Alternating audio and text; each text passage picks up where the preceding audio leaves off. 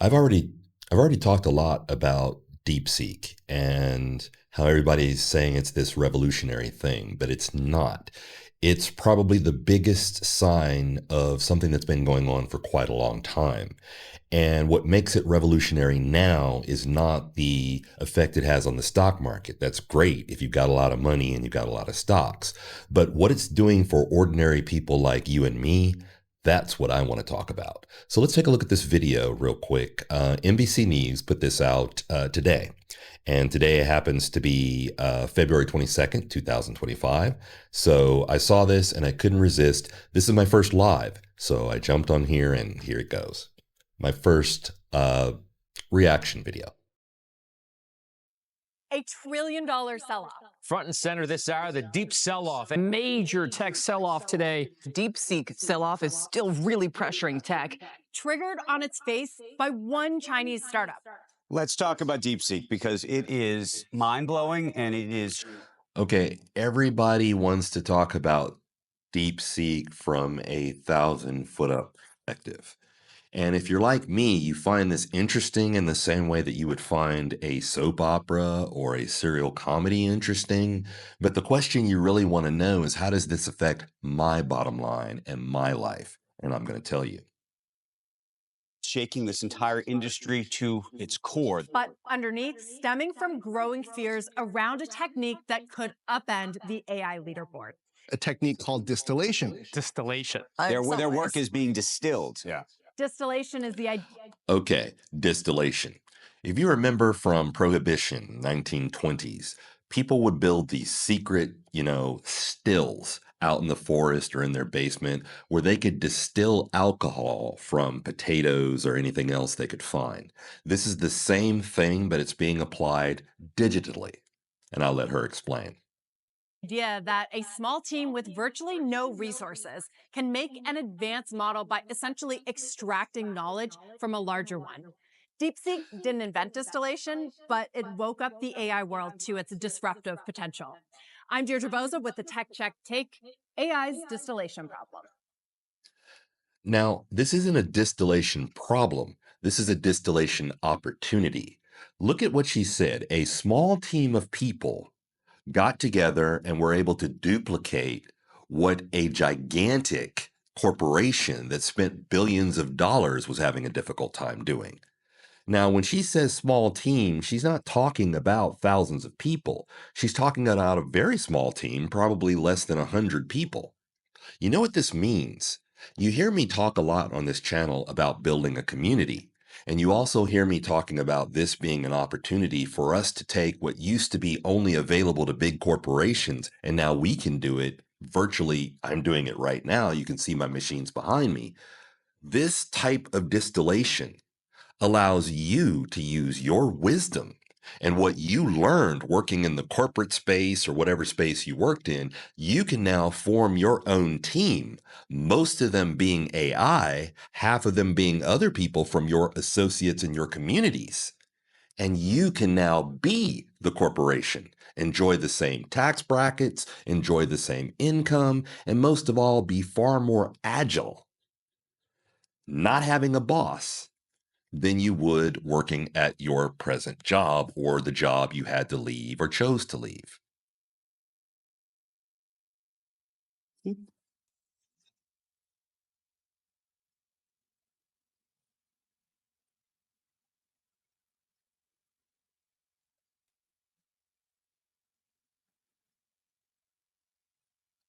Distill AI and models conquer. are more accessible than ever. That is the upshot from a technique in AI development that has broken into the main narrative called distillation.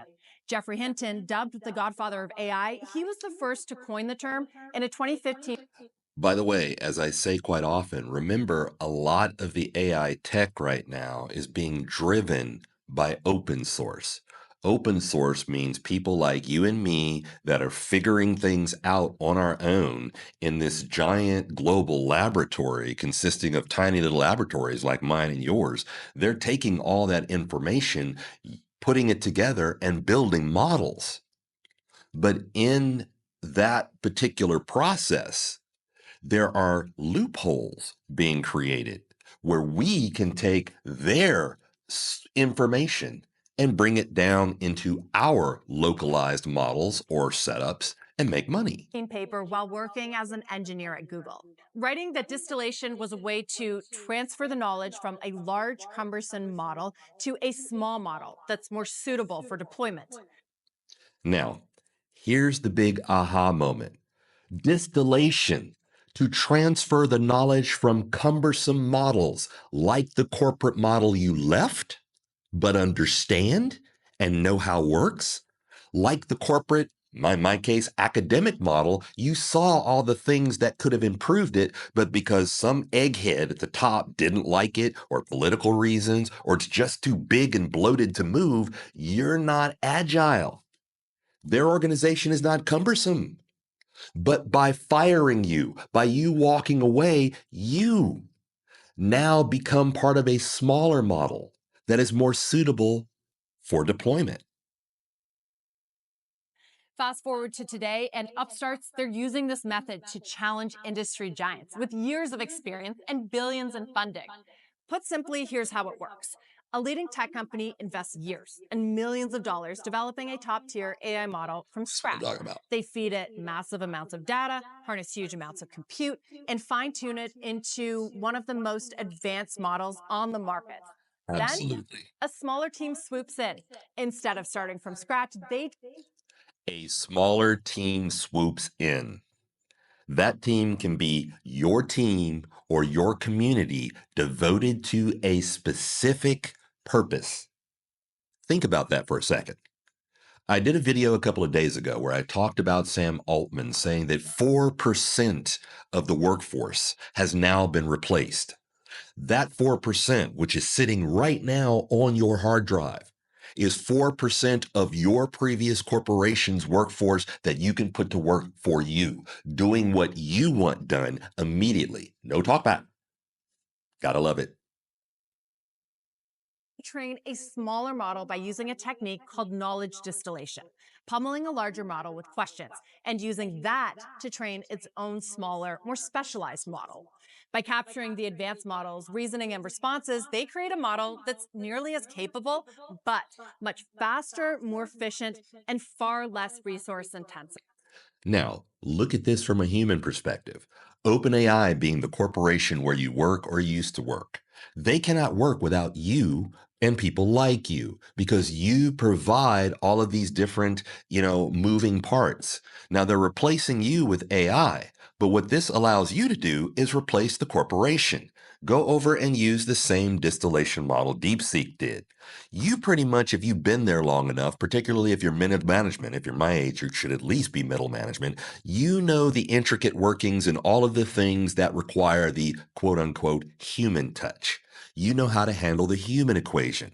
So if you were to create your own smaller corporation and you were to do it by making half the corporation AI and then bringing in your network, outsourcing it, your knowledge, know-how, or whatever to bring the other half, think about what you could do. You see, there's this thing they call the corporate veil. The corporate veil doesn't just hide where the money is. The corporate veil also hides where the true worth, resource, and value of the corporation is. And a lot of CEOs have forgotten that is in the wisdom, not just the knowledge and ability of their workforce, but the wisdom, those little things that AI never thought of, those little things that are essentially human that gum up the works. But you, being someone who's dealt with people in the trenches and knows where their little things are, you can be more agile, creating your own corporation and doing that particular process without those little pieces of gum in the works, that you create a faster, leaner model that is a better way to work and gets you money. People are not going to stop needing sources. In fact, if you can do it faster and cheaper, people are going to go to you. And there's also the convenience factor. Why else is there a 7-Eleven? This distillation technique is just so extremely powerful and so extremely cheap, and it's just available to anyone. Anyone can basically do Anyone. it. That we're going to see so much innovation in this space on the LLM layer, and we're going to see so much competition for the LLMs. So that's what's going to happen in this new era that we're entering. Tech giants use the technique too. In fact, Google was a pioneer in distillation, thanks to Hinton's research. Just weeks before DeepSeek broke onto the scene, Google was already using distillation to optimize lightweight versions of its Gemini models. Once again, Google had the tech, but someone else, DeepSeek this time, turned it into the story. Just like Now, there it is. Someone else had the tech. DeepSeek turned it into the story. Here's the thing about corporations. We forget the fact that corporations are run by people. Every intricate part of the corporation is important. Now, you can take a lot of the less important parts and get rid of them or substitute them with AI. The question is, if you are that, you don't have to be that. You can use AI to train yourself, and that's what they're expecting you to do. But think about what happens when you take your unique knowledge and combine it with the power of AI. You have no more excuses. Get to work, build your empire before they close this off. More on that later. Google pioneered transformers that made generative AI possible, only for OpenAI to swoop in with ChatGPT and own the narrative. DeepSeek showed Wall Street just how effective distillation could be. People talk a lot about DeepSeek and these new models that seem to be doing the work that was done in years before or months before in days. People need to remember what's happening is they're distilling, which basically means Yes. building on the frontier models that have been created. Able to On mimic the and even shoulders of surpass giants. OpenAI's advancements in just 2 months, spending what it says was less than $6 million on the final training phase. But it's too simplistic to attribute its success to just Okay. You know that in business, what is key is not necessarily your capital. You have to go out and raise capital, which means, in essence, you're doing it with OPM, other people's money. What DeepSeek has been doing and what OpenAI has been doing for years is sitting back and watching all of these people create. And then they take the best of those creations and distill them into a product or service, which they sell back to you. There is no reason now why you can't do the same thing. You have no excuses. I was just having this conversation with my daughter, and she was saying, well, what if I don't know this and I don't know that? I said, that is why these LLM models are such a fantastic thing. They will not only teach you what you need to know, but they are patient enough to teach you over and over again. And they're getting smart enough to have workarounds, and you can enact those workarounds faster than a corporation can, because a corporation has to go through all these different checks, and this boss has to like it and that boss. And believe me, with my postgraduate work in organizational psychology, I can tell you most of corporations suffer from the bullshit layer, that layer where you cannot get an idea up past the bullshit layer unless you have really cool connections or a way in. And even then, they're probably going to steal it. Well, you don't need them anymore. What good is middle management when you can manage everything from Notion using simple agentics to control all of the things you need to get those menial processes done? You don't need to manage that much. You can remove a lot of the human element, removing a lot of the stubbornness, removing a lot of the problems, and you can focus on getting shit done. GSD, as I like to say. Now, the excuse that I don't have time, nope. The excuse that I don't know how, nope. You have a bunch of little minions who will now do your bidding. So, evil genius, what are your orders? copy it. It became increasingly clear that they had made some fundamental improvements in the way to approach this. DeepSeek also applied clever innovations. If distillation was the only reason China got these models, like DeepSeek got these models, then Microsoft should have also gotten them, right? Like there's something more to it. And then it's not just compute, it's not just distillation, it's not just access to like a lot of tokens. It's about cleverness. Yet See, they're saying cleverness. And I think the problem here, having taught for 4 years in China, I understand that the United States and China have different definitions of the word innovation. Okay, when we think of innovation in the United States and in the West in general, we think about creating something new. right? Part of that might be, taking, cut that out. Part of that might be taking something old and making something new from it. But what's very clear in the Western definition of innovation is that it must be something new. That is not the case in East Asia, particularly in China. You can take anybody's idea, and if you make it better, now it is considered something new. If you make it different, now it is considered something new. Not an improvement, because an improvement would denote that you stole something. No, none of these are improvements. These are new inventions from old inventions. That is what they call innovation.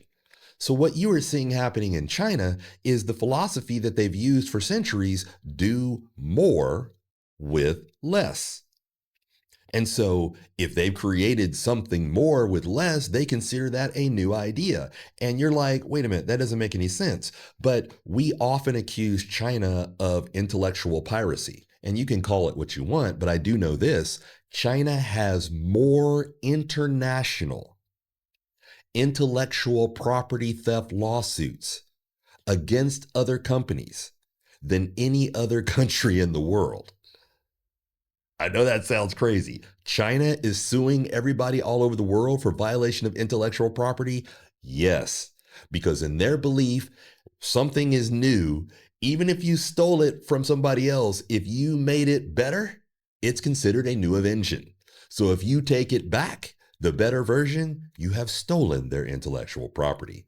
And I know that sounds ridiculous, but that's the way they play the game. Now, knowing that, look back at these companies. They're talking about distillation. Distillation from what? They are distilling knowledge taken from you. All of your transactions, everything we have all done on the internet, all of the data they have collected when you failed to read the small print when you sign up for any social media service, they have built the models based on that, and then they're turning around and charging you for your own information. Good or bad, they don't care. They're selling it back to you. They've repackaged it. You can do the same through a smaller version of distillation. If you really knew your stuff working for your job, and you really believe you're the kind of person who deserves to be rich, who deserves to have all these things that you saw your manager or maybe the CEO doing, enjoying, this is your chance, son. Get yourself into ChatGPT or one of these other platforms and start learning. And by all means, as I always say, and I know I hate to do it, I have to do it too, learn Python. You need to know what's going on. And that is the language of what's going on. Python, my friend. Distillation was a major factor in DeepSeek's rapid ascent, helping it scale more efficiently and paving the way for other less capitalized startups and research labs to compete at the cutting edge faster than ever before. There were these researchers at Berkeley just a week ago showed that for $450, they could create models that were almost as smart as this reasoning model from OpenAI called O1. For $450. That's not $450. $450,000. So just Some 450 homeboys at bucks. Berkeley. They could do that. So this We have no distillation really excuse. works. That new reasoning model, called Sky T1, made by distilling leading models in just 19 hours with $450 and just 8 NVIDIA H100 chips. There's a little small detail in the technical report in the research paper by the DeepSeek folks. They actually took an existing model. It's called Quen. This is not a reasoning model. It's an older model by Alibaba. And they said, hey, can we make that smarter so that it can do reason? One approach they had was to do this kind of reinforcement learning, this kind of fancy technique. They did that, and it was much better. Quen got much better. Much better, much better. Jensen Huang said that the real money is going to be in forming communities and teaching people AI. And this is the reason why. It's because when you have a community like they did at Berkeley, and we get together and we decide we're going to do something, and we devote all of our resources to that, we end up spending less money and doing more with less. People tend to forget that OpenAI, Apple, Google, all of these came out of basements. They came out of small meetings of one person, three people, a community. They pooled their resources and they were able to build fantastic corporations that now control practically the world. You see, leadership isn't about being the genius. Leadership is about finding geniuses or people who don't even know they're geniuses and bringing them there into a community and fostering and the vision and having them bring their genius into the community. And from that grows fantastic ideas and opportunities. You must be good at community building. That's what I'm doing. I'm looking for a few good people who understand that we can now use distillation, agentics, and other AI-fueled models to create our own vision of how education, finance, and other things should be done from a personal point of view. I think that I would love a situation where I could sit down with my students and they have a vast library of information, where they have access to tools that allow them to focus on learning things that matter, that allow them to focus on making the world a better place. We have that opportunity more than ever before, but we can't do it just sitting on our butts and watching corporations make the accessing knowledge, accessing these tools more and more expensive.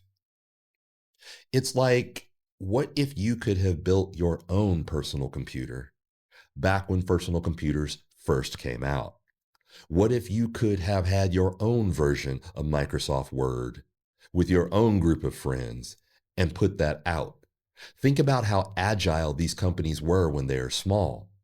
Now it's time more than ever before to consider, not just consider, you must have your own, call it side hustle, call it main hustle, call it business venture, call it whatever. You got to do it now, because chances are great you're going to be in the great AI Thanos culling when 50% of human jobs, now at 4%, 50% of human jobs are gone. You know how many accountants are walking around right now and don't even realize they're unemployed? Dead career walking right now. Are you one of them? They also just tried distilling it. So they just took 800,000 outputs from R1, and then they just did very basic tuning, very cheap, simple tuning. And that actually beat all of the other approaches. Just weeks later, researchers at Stanford and the University of Washington created their S1 reasoning model in just 26 minutes, using less than $50 in compute credits. You know, it's funny. It's an exercise I do in classrooms. I will ask students, I need you to memorize 3,000 I need you to memorize 3,000 vocabulary words in 1 week. And they're like, that's insane. I can't possibly do it. I can't, 3,000, that's insane. Nobody can do that. That's not humanly possible. First of all, I've seen it done. But secondly, I say to them, if I gave you a briefcase and in that briefcase was $10 million, and I said, all you had to do to get this $10 million is demonstrate that you can memorize 3,000 vocabulary words in 1 week. I've never had a person say they couldn't. So what we see here is not a question of ability. It is a question of motivation. If you have any experience in leadership, you know that leadership is not about being smart. I think we can see that very clearly around the world right now. Leadership is not about power. Power doesn't come first. Leadership is not about money. Money doesn't come first. Leadership is about the ability to set a vision and motivate people to follow that vision to the point that they're willing to overcome their procrastination. They're willing to overcome their fears. They're willing to put everything they have into that particular focus.